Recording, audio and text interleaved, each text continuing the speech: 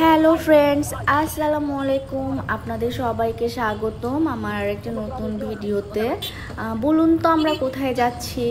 আমরা চলে যাচ্ছি আমাদের সেই সিরাজগঞ্জের বিখ্যাত চিড়া মাখা খেতে। দোকানে ঢুকতেই দেখি গরম গরম রসগোল্লা তারা তৈরি করে রেখেছে, সেই সাথে আছে আরও একদম ফ্রেশ মাঠা এবং দই দিয়ে ফ্রিজ ভর্তি করা।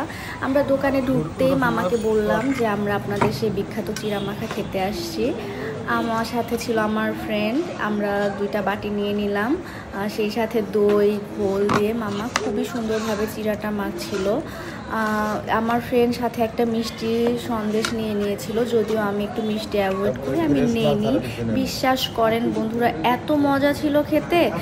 আমি তো আমার বাবু খুব মজা করে খাচ্ছিলাম এবং সেই সাথে আমি আসার সময় আমার বাবুর জন্য পার্সেলও নিয়ে আসছি।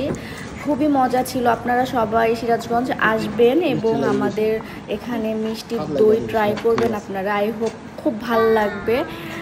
এই ছিল আমার ছোট একটি ভিডিও। সবাই ভালো থাকবেন। টাটা।